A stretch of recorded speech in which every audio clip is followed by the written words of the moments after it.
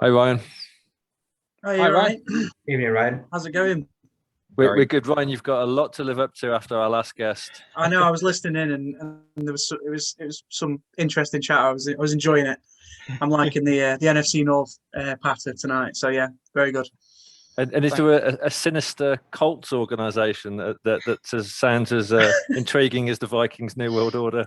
I haven't found one. I haven't found one. I promise you that. I promise you that. Thank you Nothing so like much that. No. for coming on. We Oh really no, thanks for appreciate having your me. time. Why don't you tell us a little bit about yourself and Indie Colts UK? So I'm 18 years old, and I was looking for a way to interact with fellow Colts fans, and I have managed several social media accounts in the past for soccer teams in the UK, and I decided to set one up myself because I thought, well, there's not many here that are active with the community in the UK because we're quite a small community. From what I found, there's not as we're not as we're not the Raiders or the Dolphins or the Bears in terms of UK popularity. I don't think. So I set one up, and it's not massive, but we've got a couple about 100 followers or so, and just plodding along, chatting about all things Colts, all things NFL, and occasionally I make some horrible drunk tweets that I regret the next day. So it's Nothing wrong with that. Nothing wrong with that. Oh, we're all like it. It's okay. You're in good company here. Real. Tell us about the Colts in terms of how you think they did last year, the roster holes you might have, and how they've done in the draft so far. I mean, I think we exceeded expectations last year. We struggled a little bit. I mean, we lost to the Jaguars first game, and that was inexcusable because we all saw how shit the Jags were last year, and Jesus Christ. Oh, so you were the Straight one. leg. You were the one on their 1-15. We were the one on their 1-15. I don't know if that's a positive or a negative. So It's a negative. yeah. I mean, if I'm thinking logically, even if they didn't beat us, they would have still got Trevor Lawrence. So so yeah. I mean, we started. So that was the start of the season, obviously, and I sort of blame that on the lack of trading camp. But we pulled out some really strong performances last season. I mean, I remember. What did we beat the Lions last year? I think we did, yeah. Yeah, you bulldozed us running over us.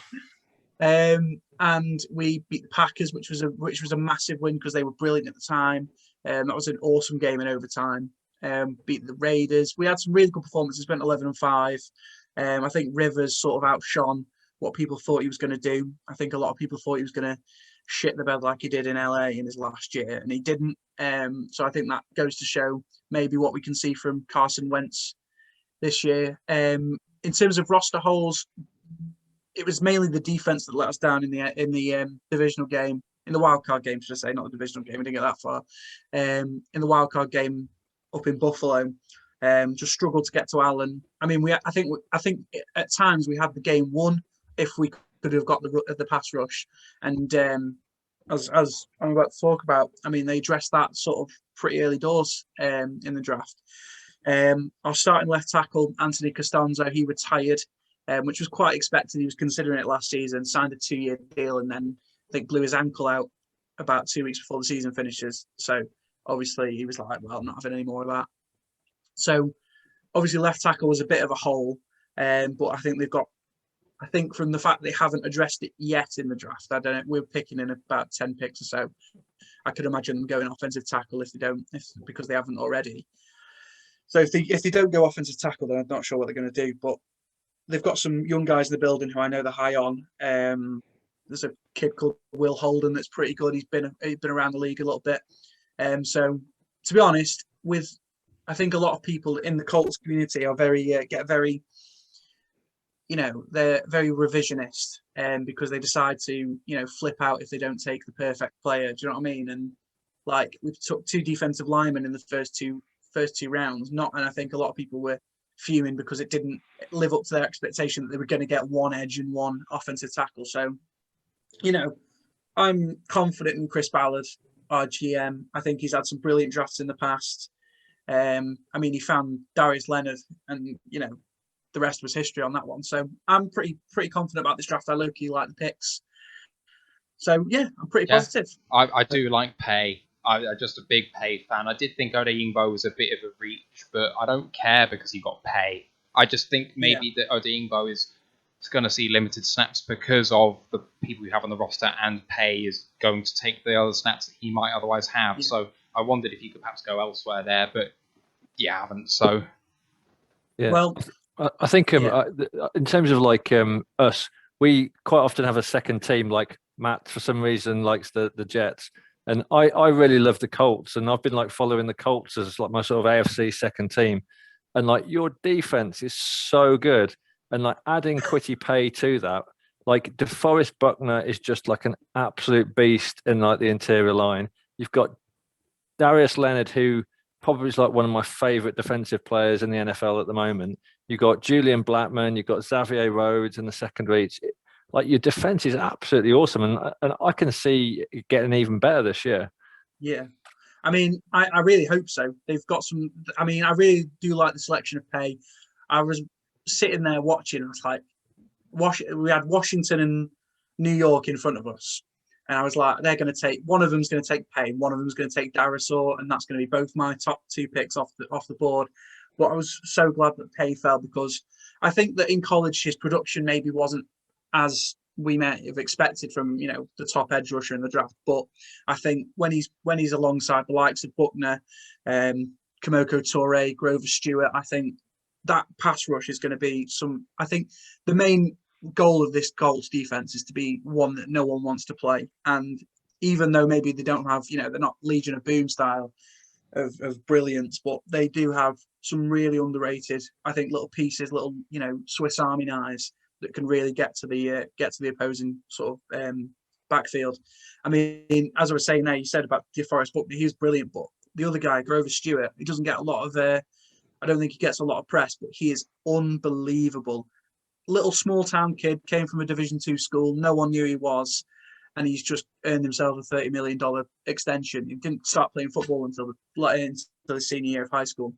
So that kid is brilliant. I mean, that it's weird because you're a Colts fan and you look at the amazing offenses in the past, and now we've suddenly this, defensive team that can win on defense. And it's a bit of a flip of a switch. But no, I really like the pick because I think we're starting to get a little bit more all-rounded now. how about Carson Wentz then? You traded for him. We had podcasters from Philly on earlier today, I think this afternoon, and they asked us what we thought of the trade, and I said that they fleeced you, and the reason that I'm giving is that not that Wentz is a bad player. He's shown good early in his career and very, very bad last year. But it wasn't about that at all. It was more about the contract that he was on. And I contrast it with Goff coming to Detroit. So Goff on a similarly bad contract. They wanted rid. And I am of the belief that even though we wanted Goff, that there was an element of cap thumping going on where we actually got picks to take him on. It wasn't a first. I believe that Pat Stafford had a value of a first and a second, and they were like, oh, well, we'll give you a second in order to take Goff's contract on. And we're like, oh, just have the 2 seconds and take a first instead, and it's kind of equal value or something like that. So that's sort of where I'm valuing Goff at, is Goff and a second is compensation to take that contract on. Yeah. And yet you've got a similar contract to take on, and I know you've got loads of cap space to take that on. And maybe Wentz has a bit of a higher ceiling than Goff does. I'm not quite sure, but I could make that case. But what do you think of that trade? And do you think he's going to make the best of your team? He's going to have a lot of time behind that offensive line if you can plug left tackle. I mean, yeah, I was really positive at the time. I mean, hindsight's always 20/20. I mean, my first choice was Stafford. I really wanted Stafford to come because I've always loved him. I think you put him in a no disrespect, if you put him in front of a competent offense and he can really dictate a game. Only thing that scared me was obviously his sort of production, but obviously a good quarterback in a good system, you struggle to go wrong. But Wentz, I think the thing is that I'm praying is that his best season was that MVP season in 2018, one of the two, where he was unbelievable. He had some really solid receivers, but not amazing. I think Alshon Jeffrey was his top one. And obviously, he had a great partnership with Zach Ertz, who I'm potentially thinking could be a post-draft cut by the Eagles. I can't see it though. And I think that he's reunited now with that offensive coordinator in Frank Reich as his head coach. He's got a QB guru in Marcus Brady as the offensive coordinator, who's come from the CFL, and he's got like some really innovative ideas that they ran up in Canada. And he's got obviously a competent offensive line, which he didn't have last year. He's got some good running backs that can take the heat off him, because obviously you've got Marlon Mack, who came back in the offseason, Jonathan Taylor, who's a 1,300-yard bell cow, and Naeem Hines, who obviously you guys know very well. Yeah. So no, I'm really positive about the Wentz trade. Obviously, the contract is a bit of an issue, but if I'm not mistaken, a lot of that is dead money for the Eagles, is it not? Or I could be completely yeah. wrong A good on amount of it is dead money Yeah. for the Eagles for sure.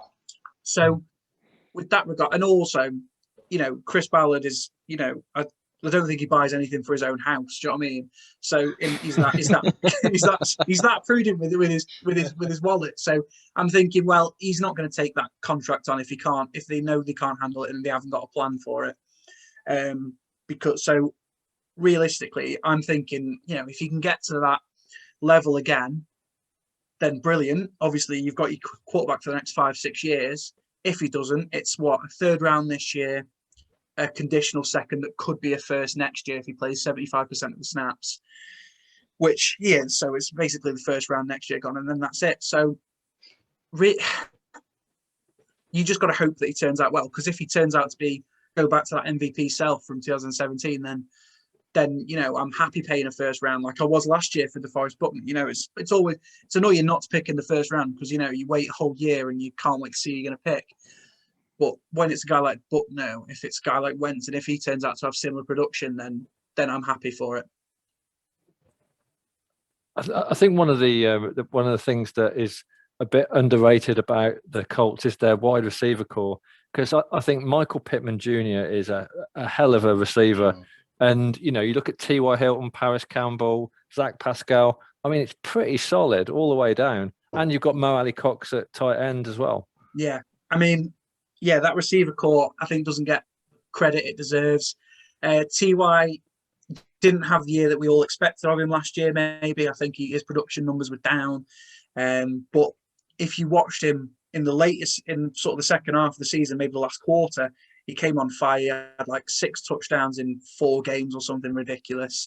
He burned the Raiders alive in Vegas. I think he was carrying an injury for like a lot of the season, wasn't he? Exactly, yeah. So, I trust him to get back to himself. And obviously it's only a 1-year deal as well. So, if he doesn't turn out to be, if it does turn out that he's on that decline, then, we'll have to part ways this time next year. And then, as you say, Pittman, this big body guy, came on again late in the season. He's so good as a pass catcher.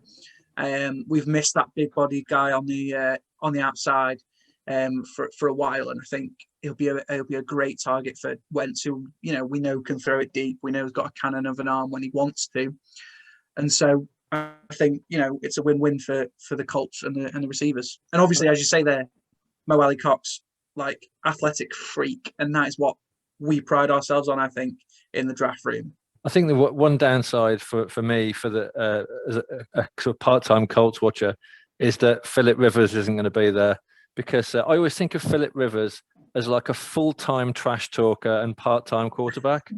What have you got any particular highlights of Rivers trash talking his way through a season at the Colts? Because he was on fire last season. Yeah, I mean, I just love how he doesn't swear at all. I don't understand, because I've played QB before. He's quite religious, I think. Yeah, I know. Yeah, he's quite. Yeah, he's pretty religious, and I think he's got a whole NFL roster's worth of kids. So obviously, I know he probably don't want to. Don't want to 7 or 8. I think he's got a whole 9 now. I think his family could be a whole NFL offense, including his wife. Do you know what I mean? So, like, mate, unreal levels of production that is. So, I mean, yeah. I mean, the whole dad gum stuff. I mean, I played it into my tweets a couple of times last year. Like, I was like rooting, tooting, and things like that. And it was just brilliant, because he's just I don't know, he's just this absolute wind-up merchant who, you know, can terrorise a defence with just that. I can't remember who it was. He was picking on someone, like one of the corners last year. I can't remember who it was, and he just absolutely just was on at him all game. Yeah, well, when the NFL does their mic'd up things, that with Rivers, they were always a must-watch. So, is he teaching high school? Is he coaching now? I think. Yeah, coaching high school football now. One of his sons, high schools, and I think he as a quarterback can make that transition because he was the smartest guy in the room last year. He was. He's really intelligent, really, well spoken, and I think he'll be able to seamlessly make that transition to the sidelines. There's a classroom of kids somewhere that is going to have like the most like amazing experience having Philip Rivers coach their team. I mean, that's just going to be crazy. I can imagine. Do you know what I mean? Like you acted up in class and you got Rivers to deal with. Do you know what I mean? Yeah, that'd be ideal. Crazy. How do you see your division working out this year? It's a massive, it's a question that obviously I think the Colts and the Titans are 1 and 2 in either order. I'm not sure just yet. I mean, I like some of the Titans picks. I've mentioned to you guys I've been at work all day, so I haven't really seen much of today's draft. So I haven't seen what the Titans have done in that respect. I really like the Jags picks. Obviously Lawrence was a no-brainer. And then they got Travis Etienne. Was it Travis Etienne? Or was it? Yeah, it was Travis Etienne, yeah. To go along with him. I personally would have gone offensive tackle. I just think I've seen what happens when you have a QB, the best QB in the draft, and don't protect him. Do you know what I mean? He retires in 8 years or whatever it is. If I was in Jacksonville, I would have, traded the life or, drafted offensive line in all my picks this year. The Titans have had quite a good day. So I mean, they've already got Caleb Farley and Dylan Redunce yesterday. They drafted Elijah Molden yesterday, another corner, and then today Des Fitzpatrick, a wide receiver, and Rashad Weaver, a defensive end from Pittsburgh. So I think they've had quite a good draft. Yeah, they're going to be a solid team again next year. They've got a really good offense. Obviously, they've got a 2,000-yard rusher behind their offensive line. And, no one needs to tell you how good Derrick Henry is. I think he's going to be number 1 in a lot of fantasy rooms this year. And then Ryan Tannehill, who would have guessed that? That's little comeback a couple of years ago. Obviously, the Texans are an absolute dumpster fire. They could be first overall pick next year. I don't think they've even got a pick next year. I think their first pick was today, was it? Or was it last night in the third? I can't remember. They picked a quarterback today. Oh, have they picked a quarterback, have they? Well, got 2 3s, they've got 3 5s, like 3 6s. Their draft is awful, like I say, their picks are not very pleasant. They're just an absolute dumpster fire, and I can't. They're set back another 6 years at this rate, and I can't see Deshaun Watson, getting out of whatever lawsuits he's got himself into. I mean, obviously, innocent until proven guilty and all that, but I think however many it is it 20 lawsuits? It's going to take a lot of money to silence them when they all want settlement. Yeah, exactly. So, no, I think that we'll have a good season next year. I think Jacksonville might pull up a few trees, maybe 5 or 6 wins. I can't see them going over 500, but they might surprise me. So I mean, the Lions obviously were bad last year, but I mean, when we played Jacksonville, it was noticeable how bad the Jaguars were because they actually made the Lions look like a respectable football team for 4 quarters, and there weren't many teams that made us look good, but the Jacksonville absolutely was stinking against us last season.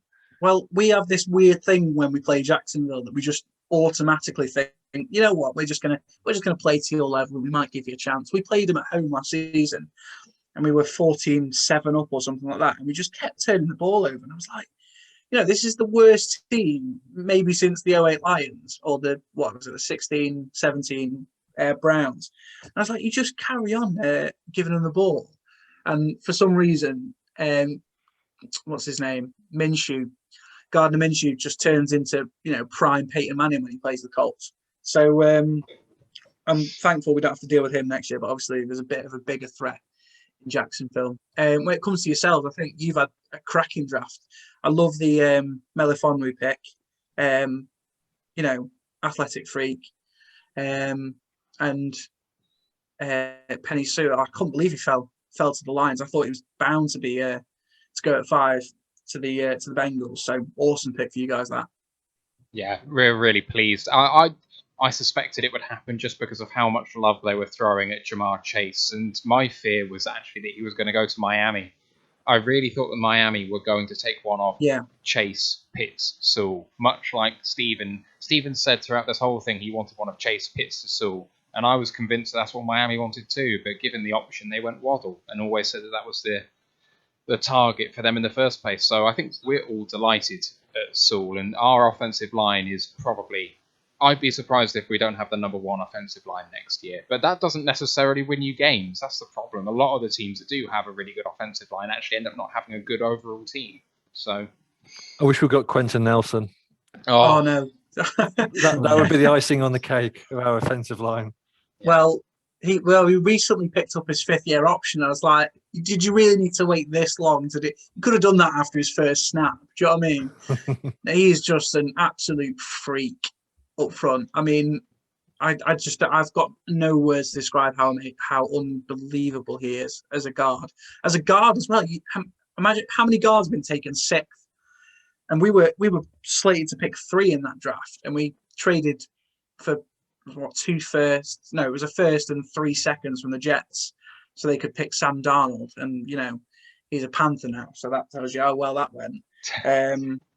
So yeah, that was a brilliant draft. That was the Leonard draft as well, and that I love Quentin Nelson. Yeah, he's fantastic. I just hope he doesn't slot over to tackle. I've heard that's an option, but I've heard that's been sort of taken off the table. I think if you've got a Hall of Fame guard, you probably shouldn't move him to left tackle. Oh yeah, no, you get no argument for me on that one. It's the same as us. So when you've got Penei Sewell, and his ceiling is Hall of Fame. You heard, well, I don't know whether you heard, but there was a few tweets from an anonymous head coach in the NFL who said the only surefire Hall of Fame player in this entire draft is Penei Sewell. So that's his ceiling at left tackle. But we've got a top 3 left tackle already. So which one do you leave there? Well, clearly the established one, because he's already playing well in the NFL. So we slide Penei Sewell over to right tackle. But, the lesson is, when you've got a player who's playing well in the NFL, you don't do anything with him. You leave him exactly where he is. And also offensive line. You can never have enough talented offensive linemen.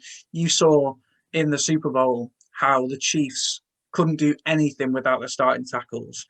So having that depth on the offensive line is the most important thing. You could suggest for a team, especially even if you've got an amazing offensive line. Depth and depth and depth.